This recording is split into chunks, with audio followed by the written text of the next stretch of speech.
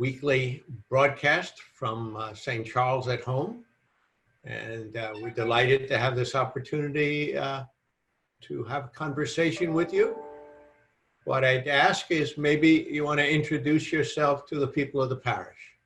Sure. Well, thank you. It's so great to be here and have an opportunity to talk. And I'm Adela Peña, and I've been a member of this parish since 2007 and lived in the neighborhood for about 17 years. And I'm a native New Yorker and almost a native Brooklynite. So I've really enjoyed being a part of St. Charles for all this time. And my son had his first communion here. That's how I got connected. I do remember that. I do remember. Right? That was a long time ago now. Yeah. Well, let's not give away our age. Right. Well, I wanted to say that I enjoyed the homily so much back on Sunday, and just the idea of having an understanding heart. I felt it was so beautiful the way you balanced just the lives of the saints and how they had understanding hearts, and then you kind of balanced that with the idea of simple gestures and how we can all be like the saints in our own way and with our own simple gestures. And I don't know, that really touched me a lot, because I always, I think a lot of us feel, we're so overwhelmed by the responsibilities of life. How can we really be as good as the saints? How can we do enough? How can we be involved enough? And the idea that do what you can, do a simple gesture, call your neighbor, volunteer, packing bags, just say hello. Somebody's coming into the building and they look lonely. It's still okay, even with COVID, to just wave and say, how are you doing? So all those things kind of help us have a more understanding heart, I feel like. And I loved the way you brought that out. When you started talking about, yeah. Yeah, no, it's interesting because we often think in big terms. We have to do these momentous things. We're going to change the face of the earth. Well, the reality is we're not going to change the face of the earth. God is going to change the face of the earth. Exactly. He'll use us in those simple gestures in which we engage as a way of changing the face of the earth. But that's the thing that I think more and more we learn as we grow. Mm-hmm. And it's certainly, when you look at the lives of the saints, as you probably know from remarks I've made in the past, one of my favorites is The Little Flower, Saint Therese. Oh, I love that book. Oh. Yeah. Saint Francis of Assisi. Yeah, and she basically created what has become rather famous in today's world in the sense of the little way, and it was by simple gestures. And I always remember one of the beautiful stories in that book, The Story of a Soul, is the scene of her death, when this elderly sister comes into her. This sister who nobody wanted anything to do with. She was, one of a better word, she was a very nasty person. She was difficult. Yes. And Therese took the challenge and basically continued to reach out to her, despite the fact that she would be pushed away. And when Therese is dying, that sister comes in to her to thank her for showing her the real meaning of love. Oh. But that was Therese. Therese was, again, it's the little things we do, the simple ways that we give expression, to, in a sense, give expression to the love and generosity of God at work in and through us. Yeah, and I find it's important to listen to God to find out what it is we can do. Sometimes I find myself asking, what can I do personally? You know, what's the special way in which I can give? And I find that I'm usually surprised. I'm guided. I'm guided by God, even if it's a very small thing, you know, rather than worry about, is it a big enough thing? Mm-hmm. I just say, you know, it's what I can do right now, and it's something, and Mm-hmm. it's going to add up. It's, I think that's another idea, you know, that it accumulates. Just really tiny things accumulate, just like, oh, another thing that you said that really struck me was about the seed is a gift, but you have to tend to the seed. You have to keep putting energy and effort into growing the seed. You can't just accept the seed and say, wow, I'm done. You know, I accepted the gift, I've got the seed, okay, done. You just have to keep working. You have to water the earth, you have to tend to the seed, you have to make sure that it's growing. And that is a good metaphor, I think, for that cumulative effort. You know, just a few drops of water and something grows. So Oh, that yeah. that's Goodness builds. mm-hmm, mm-hmm. Goodness builds. And the more you practice it, the more it grows. Yeah. Yeah. Good. If I Yeah, it's recall, you are a violin player. yes, I am. I'm a musician. Still part of that group. I think there were three of I them. Yes, well, it was a trio, the Eroica trio, Okay. and I was with that group for 20 years. But now I've retired from that group, and I teach and perform in other groups, but it's it's not nearly as intense. Well, I mean, with the pandemic going on now, of course, there are no touring musicians whatsoever. Yeah. Um, but but still, you know, in the past few years, I had been touring less and teaching more, being more at home, you know, as I raised Neil, my son, Mhm. and just as I kind of simplified life a little bit. But I enjoy teaching a lot. That's a wonderful way to try to give. And believe it or not, I guess, I mean, you could tell my students, but I find myself praying a lot during my lessons when I'm teaching. Mhm. And you know, sometimes it's like, please let this kid play in tune. But other times it's really you know, it's sensing something like I need to help this kid not just play music, Uh-huh. but to understand something deeper, you know, to get a sense of the beauty of this, or to report, you know, about why they're feeling a little glum today, why they can't concentrate, or something. You know, you get a sense of that. And I talk to God directly sometimes when I'm in the room with a young person, just to kind of ask, you know, what can I do, and what can I teach them, and also what can I learn from them. I find that that's a really a good way to be a good teacher, Mhm. is to think, Yeah. uh, you The, know, the importance of knowing that even in teaching, it's a two-way street.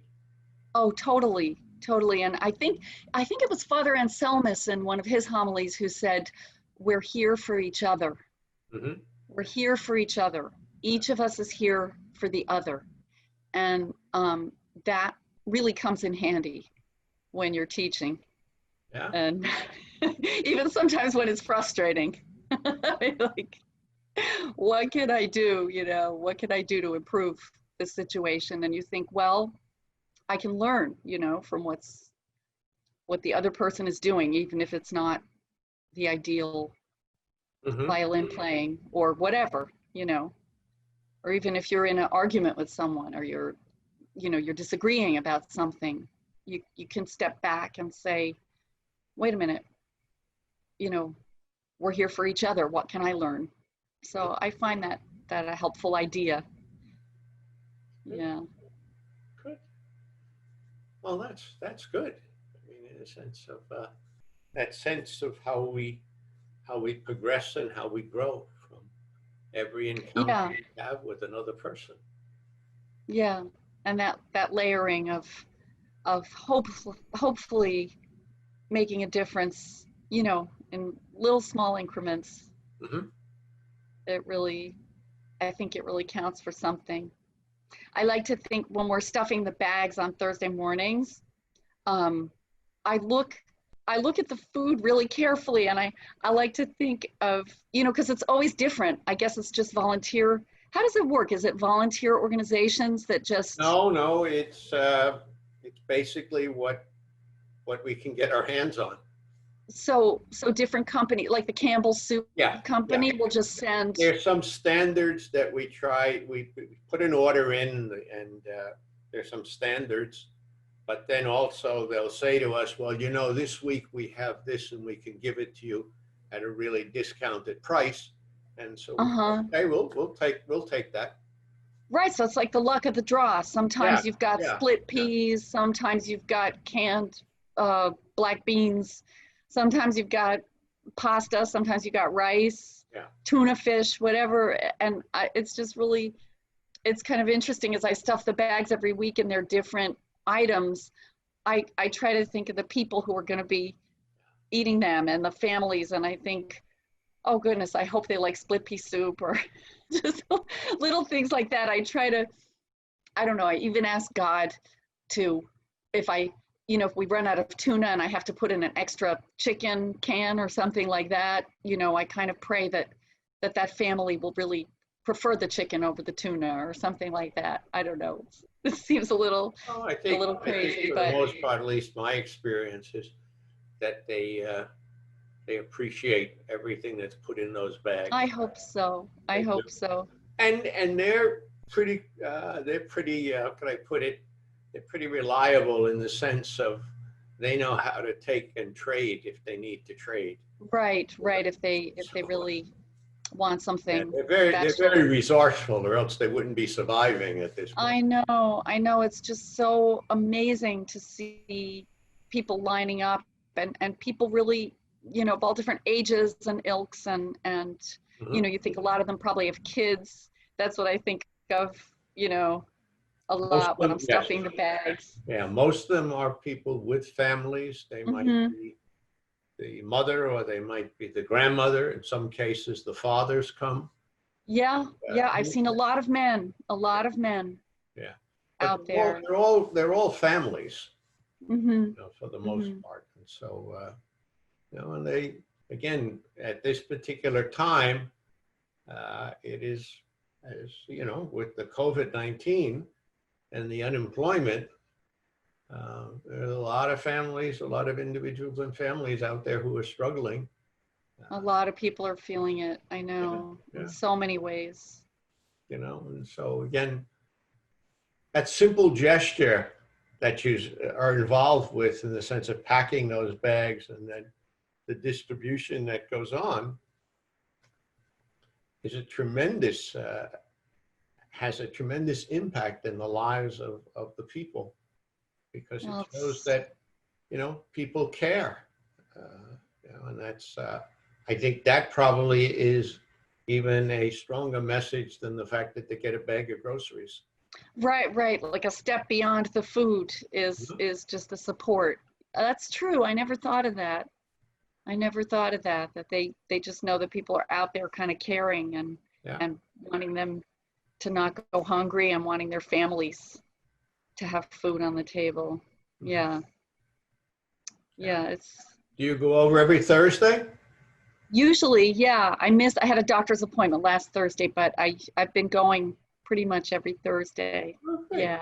Are you part of the first or the second crew that Father has? I'm a late sleeper, so I usually go for the second crew. But if they need me for the first, I would do that. Yeah. But and everyone there is so nice. It's really it's such an upbeat atmosphere when we're all packing the bags. And I'm impressed, everybody, from like Alex, she must be in her 20s, to, people who are even older than I am, are, are all there together, just in one effort and one spirit. And it's a very super positive, uplifting feeling to be there doing it together. That's good to hear. That's good to hear. Really nice. It's really nice. It made me, at first, I didn't know what to expect. And then I just felt so kind of comforted and so happy to be a part of it when I just saw everybody there, so enthusiastic and so organized. Wow. The people who work at the Catholic Charities are amazing. Everybody don't say that too loud, because their heads will get too big. Oh, okay. Well, just everybody has their role, and it seems like, They're a very dedicated staff, and they work really hard. Yeah, it's impressive. Yeah. It's impressive. They are. And I know that, distributing the food is just one of so many efforts that are being made. Mm-hmm. Yeah, it's a very large program, and it has many different components to it, the operation of Catholic Charities and so forth. But the food has become, I would say the food has grown in its significance in the programs because of what we're living through. In some of the cases, in some of our pantries, they would maybe get 40 people a week. They're now getting 400 a week. Wow. So it's really important. Yeah. It's important service. Oh, it's sad to hear that there are so many people who are hungry and need food. It is. It's rather, how can I put it, challenging and discomforting that in this day and age, that is such a large need on the part of people. But it's unfortunately part of the learning process of COVID-19, in the sense that it's not just people having the sniffles, it's all the side effects that have been brought in as a result of it. And so, Right. I pray that as we always do on Sundays, I pray that those who lead have an understanding heart, and that they understand the needs of every human being who's just struggling and suffering with this, and that it's not about the power to rule, but about the understanding to rule. That's what we need. Yep, and that's what I thought, we have to keep praying for that, because there's that, unfortunately, at this point in time, is a missing feature. It's a missing feature. There's a real yearning for power rather than understanding. There needs to be more understanding, and I hope those who are in power miraculously wake up with a deeper sense of understanding. I pray for that every day.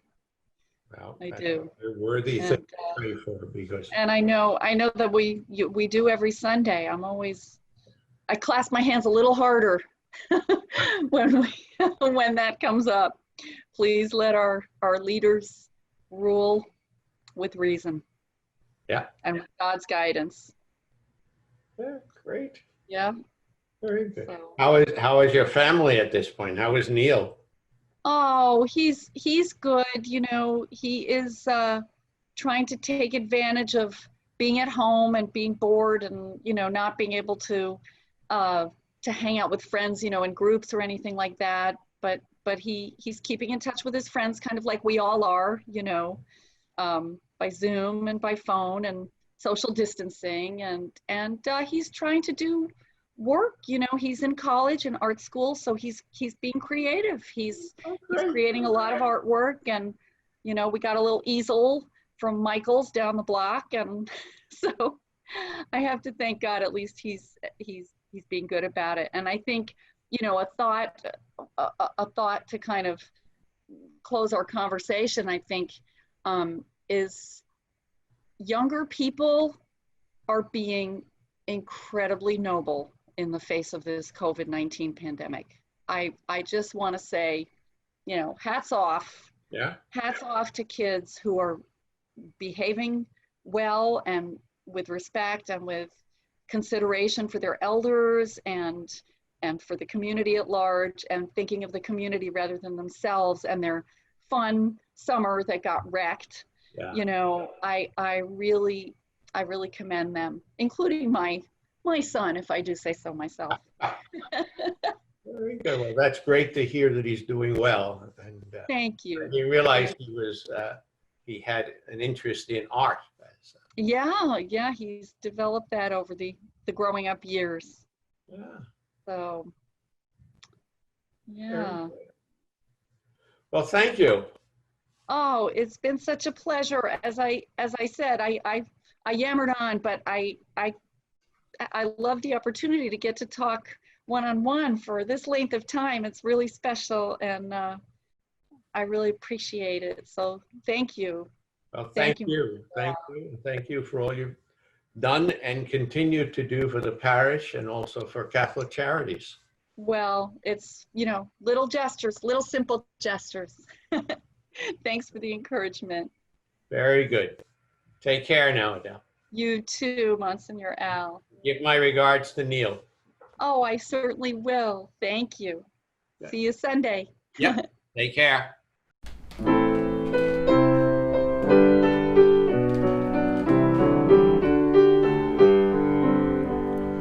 Glory and praise to our God, who alone gives light to our days. Many are the blessings he bears to those who trust in his ways. We are daughters and sons of him who built the valleys and plains. Praise the wonders our God has done in every heart that sings. Glory and praise to our God, who alone gives light to our days. Many are the blessings he bears to those who trust in his ways. In his wisdom he strengthens us like gold dust tested in fire. Though the power of sin prevails, our God is there to save. Glory and praise to our God, who alone gives light to our days. Many are the blessings he bears to those who trust in his ways. Every moment of every day, our God is waiting to save. Always ready to seek the lost, he answers those who pray. Glory and praise to our God, who alone gives light to our days. Many are the blessings he bears to those who trust in his word.